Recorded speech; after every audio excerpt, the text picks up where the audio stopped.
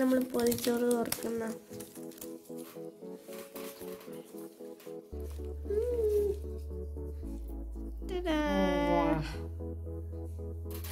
അടിപൊളി സ്മെല്ല്. പപ്പടം കൂട്ടി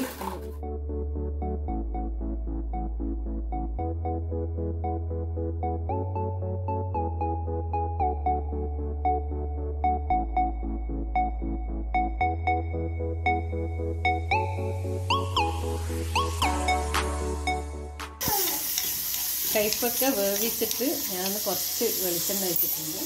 ഇനി പച്ചടിയിലേക്ക് വേണ്ടുന്ന തേങ്ങയും ചെറിയ ജീരകവും പച്ചമുളകും ജിഞ്ചറും തൈരും കൂടി മിക്സ് ചെയ്തു. അപ്പോൾ കയ്പക്ക പച്ചടി തയ്യാറായിട്ടുണ്ട്. ഇലച്ചോറിൽ കയ്പക്ക പച്ചടിയും അതുപോലെ തന്നെ സാമ്പാറും ഒക്കെ ഉണ്ടാക്കാൻ വെച്ചിട്ടുണ്ട്. സാമ്പാർ റെസിപ്പി എല്ലാവർക്കും അറിയാമല്ലോ. അപ്പോൾ ഇത് കയ്പക്ക പച്ചടി പെട്ടെന്ന് തയ്യാറാണ്. നമുക്ക് ഇതിലേക്ക് ചട്ടി വെച്ച് കൊടുത്താൽ മതി.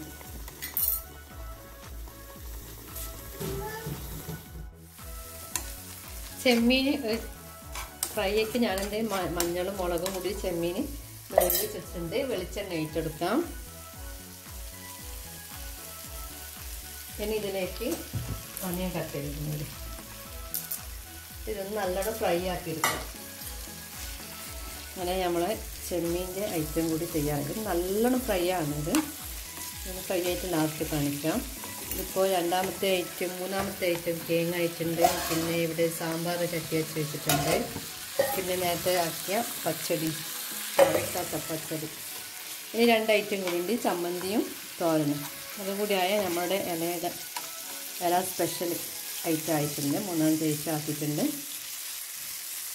ഇത് നല്ലോണം ഫ്രൈ ആക്കിയെടുക്കാം.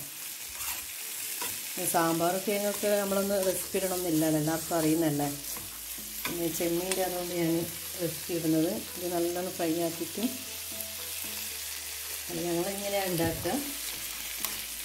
മീൻ പൊരിച്ചലാണെങ്കിൽ എല്ലാവരും ഇലയിലൊക്കെ മീൻ പൊരിച്ച ഇടാം. പക്ഷേ ഇവിടെ ആർക്കും അങ്ങനെ മീൻ പൊരിച്ച ഇഷ്ടമില്ലാത്തതുകൊണ്ട് ചെമ്മീൻ ചെറുതായിട്ടൊന്ന് റോസ്റ്റ് ചെയ്തെടുക്കുക. അതിൽ ഒനിയൻ ഇട്ട് കൊടുക്കുക. അങ്ങനെ നമ്മുടെ ചെമ്മീനും നല്ലോണം ഫ്രൈ ആയി വന്നിട്ടുണ്ട്. ചെമ്മീൻ്റെ ഉള്ളിയൊക്കെ നല്ലോണം വാടിയിട്ടുണ്ട്. ഇതുപോലെ ചോറിന് കൂട്ടാൻ പറ്റിയ ഒരു അടിപൊളി ഐറ്റമായത് ചെമ്മീൻ ഇതുപോലെ ഫ്രൈ ചെയ്തെടുക്കുന്നു. പിന്നെ അലച്ചോറിൽ പ്രത്യേകിച്ച് പറയണ്ട, ഈ ഒരു ചെമ്മീൻ ഫ്രൈ കൂടി ഉണ്ടെങ്കിൽ ഉഷാറായി. അങ്ങനെ ഇതൊന്നും ചെയ്യാറുണ്ട്. പിന്നെ ചമ്മന്തിയും ആക്കിയിട്ടുണ്ട്. ഇനിയെല്ലാം ഒന്ന് നമുക്ക് ഇലയിലേക്ക് മാറ്റാം.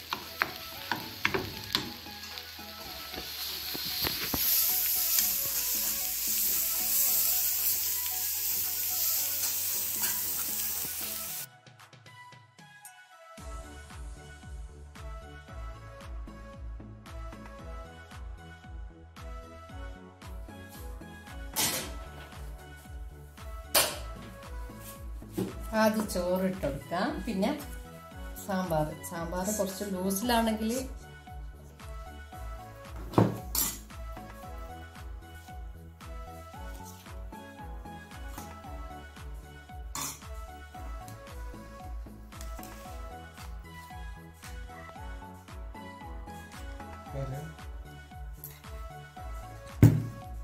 പച്ചടി അതുപോലെ ചമ്മന്തി ഇട്ട് കൊടുത്തിട്ടുണ്ട്. ഇനി അതിലേക്ക് നമുക്ക് മുട്ട ആംപ്ലേറ്റ് വെക്കാം. ഇനി നമ്മുടെ കാരൻ ചെമ്മീൻ ഫ്രൈ.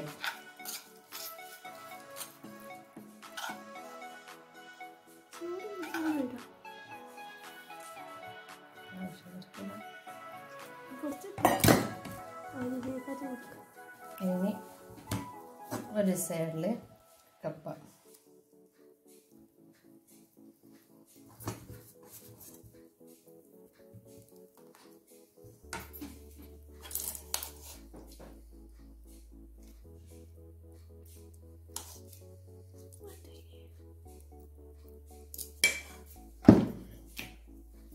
അച്ചാർ, ഇതിപ്പോൾ മുളകില്ലാത്ത അച്ചാറാണ്.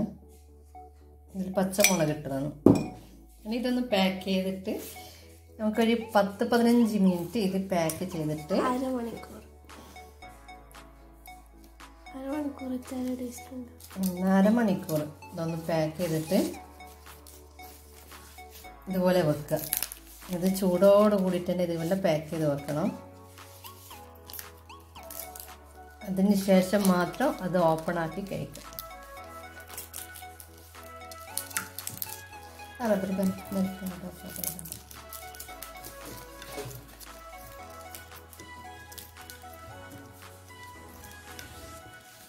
പേപ്പർ ഉണ്ടെങ്കിൽ പേപ്പറിനെ കൊണ്ട് പൊതിഞ്ഞു കൊടുത്താൽ മതി.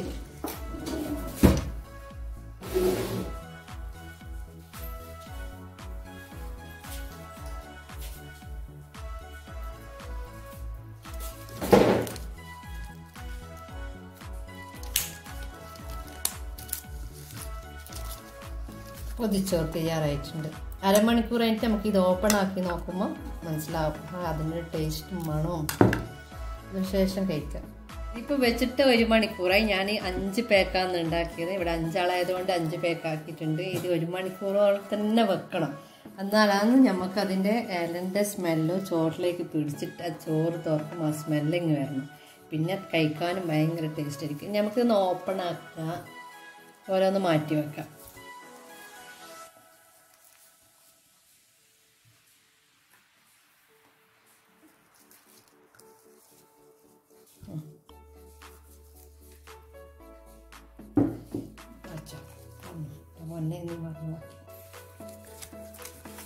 അങ്ങനെ നമ്മൾ പൊതിച്ചോറ് തുറക്കുന്ന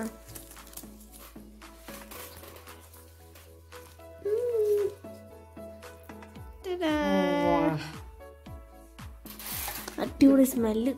പപ്പടം കൂട്ടി കഴിച്ചിട്ടൊന്ന് കഴിച്ചു നോക്കി എന്നിട്ട് അഭിപ്രായം പറ. ഈ പപ്പടം വേണ്ട.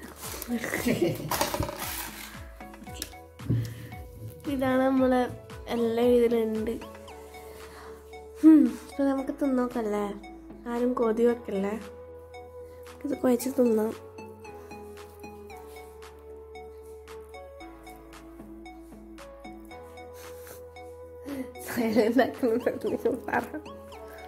എന്താ പറയുന്നത്, നീയൊന്നും അത് കുഴച്ച് തിന്നിട്ട് എൻ്റെ അഭിപ്രായം പറയാം.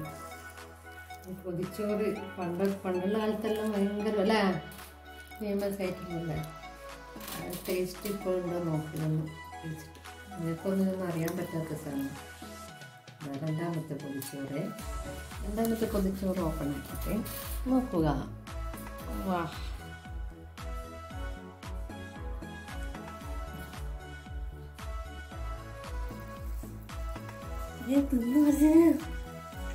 എങ്ങനെയുണ്ട്? ടേസ്റ്റ് ഉണ്ടാ? അടിപൊളിയാ. നീ ചോറ് തിന്നാത്ത ആളല്ലേ? ഇപ്പൊ ഈ ഇലയിലിട്ട ചോറ് എങ്ങനെയുണ്ട്? പപ്പടല്ല, ചോറ് വെച്ചിട്ട് പറ. ചോറ് മുട്ടാമ്ലേറ്റ്. ചോറ് കഴിക്കൂല, മീൻ കഴിക്കൂല, ഒന്നും കഴിക്കാത്തതാണ്. ഇപ്പൊ ഇലച്ചോറായതുകൊണ്ട് എല്ലാവർക്കും ഭയങ്കര അവിടെ പാക്ക് ചെയ്തിട്ട് സമാധാനമില്ല. അത് എപ്പം പൊട്ടിക്കും 1 മണിക്കൂർ കഴിഞ്ഞിട്ട് പറഞ്ഞിട്ട് എനിക്ക് സമാധാനമില്ല. ഇപ്പം കണ്ടാ ഇനി ഇങ്ങനെ ചോറാക്കി കൊടുക്കാം ഭക്ഷണം കഴിക്കാത്ത കുട്ടികൾക്ക്.